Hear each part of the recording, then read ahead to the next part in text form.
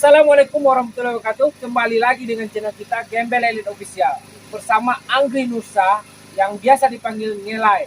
Dan alhamdulillah kita di Puncak Payo sambil santai dan berbincang ringan bersama Ngelai ini. Bang Anggi sendiri, bagaimana tanggapan Bang Anggi dengan suasana malam di Kota Solo? Pertama saya melihat kondisi Puncak Payo dari ketinggian dan terus melihat ke arah bawah dan terlihat luas Kota Solo dengan penerangannya. Tentunya pemandangan ini sangat baik sekali apabila masyarakat yang Kota Solo dan sekitarnya dapat berkunjung di area Puncak Payo ini dalam rangka memberikan keindahan dan kenyamanan kepada diri kita masing-masing. Sebagai ini berbincang ringan ya, Anggi Nusa ini salah satu politikus juga ya yang ada di Kota Solo.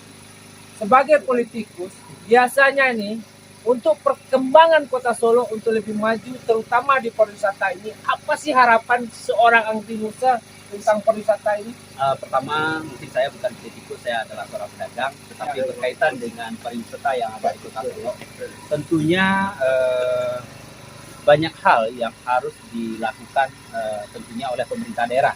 Bagaimana pemerintah daerah dapat mengelola pariwisata ini dengan sebaik-baiknya sehingga nantinya dapat dirasakan oleh sebagian besar dari masyarakat Sumatera Barat yang akhirnya nanti dapat berkunjung ke Kota Solo, terlebih-lebih ke Puncak Payo ini. Tentunya dalam rangka meningkatkan ekonomi di sekitar daerah Puncak Payo ini.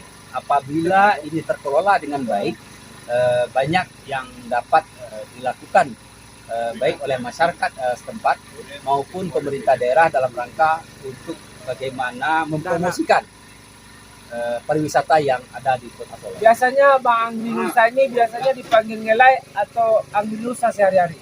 Kalau keseharian saya biasanya dipanggil Ngelai. Oh, lebih enak dipanggil Ngelai ya? Lebih familiar kayaknya. Lebih familiar ya? Jam berapa naik ke atas tadi? Siap maghrib, sholat dulu di rumah, siap sholat. Alhamdulillah dijemput sama Yadika. Begini Bang Anggi, umur Bang Anggi sekarang sudah berapa? Sebetulnya saya tidak lagi milenial, 5 bulan lagi sudah mencapai 47 tahun. Untuk milenial itu pastinya di bawah 35 tahun. Hari ini mungkin pandangan dari saudara Dodi menganggap saya milenial mungkin karena tubuh saya kecil dan kerdil. Tentunya ini adalah sebuah apresiasi dari Bung Dodi kepada saya, bagaimana Bung Dodi memandang saya sebagai kaum milenial. Sebetulnya saya sudah hampir setengah abad, begitu Bung Dodi. Setengah abad ya. Begini, udah hampir umur sekian ya. Ada nggak yang dilihat dari sisi negatif dan positifnya di Kota Solo, terutama pariwisata? Kalau saya melihat APBD yang ada di Kota Solo ini bukan kecil, bahkan sangat besar dibandingkan dengan APBD di daerah tetangga kita. Dengan luas wilayah kita hanya satu kecamatan dibandingkan dengan daerah tetangga kita. Nah, apabila APBD ini terkelola dengan baik, tentunya pariwisata dapat ditingkatkan.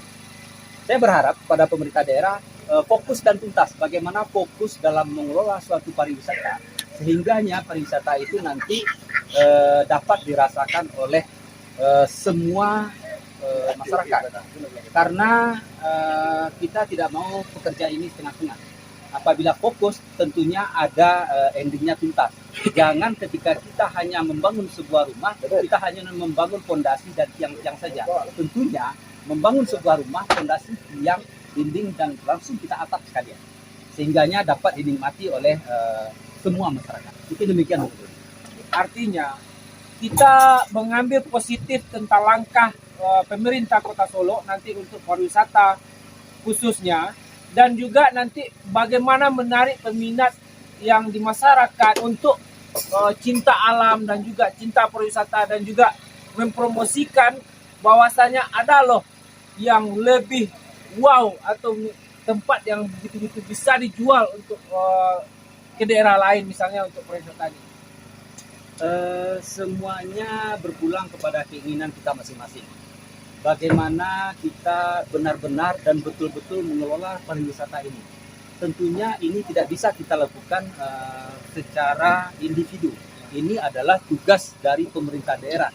Pemerintahan daerah itu termasuk eksekutif dan legislatif. Antara DPRD dengan pemerintah daerah memang harus saling bersinergi.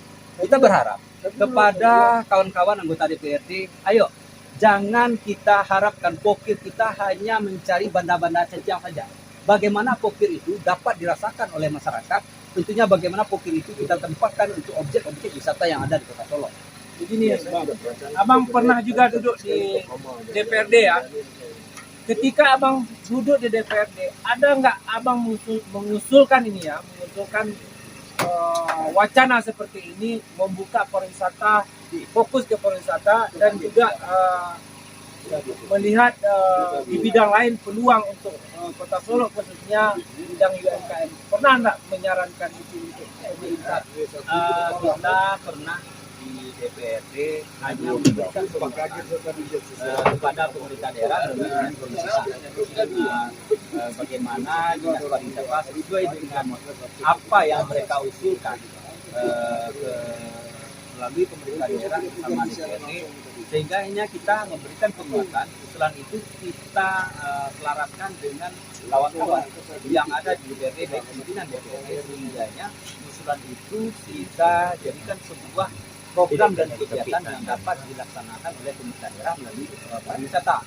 Tentunya usulan ini harus dilaksanakan oleh pemerintah daerah, tetapi mungkin dengan keterbatasan anggaran yang ada, sehingganya usulan-usulan tersebut termentahkan dan belum dapat dirasakan dampaknya kepada masyarakat saja.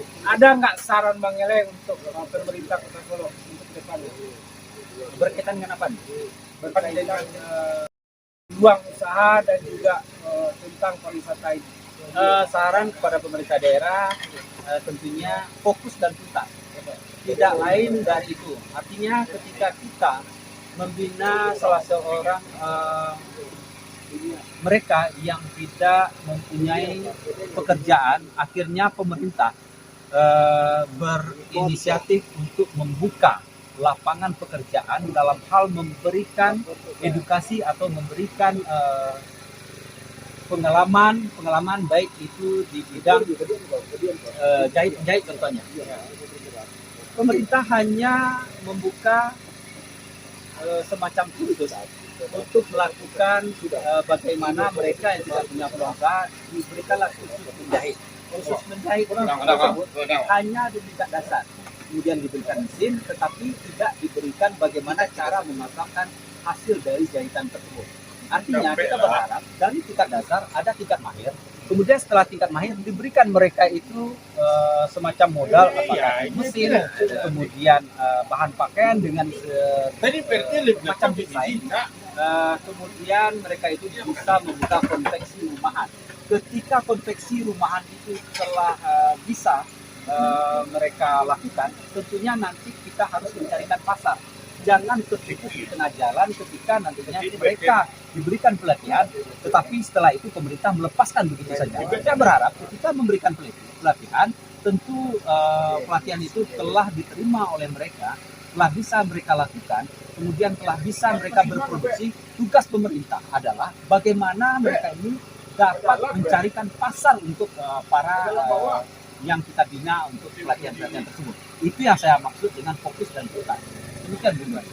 Terima kasih Bang Ele. Assalamualaikum warahmatullahi wabarakatuh.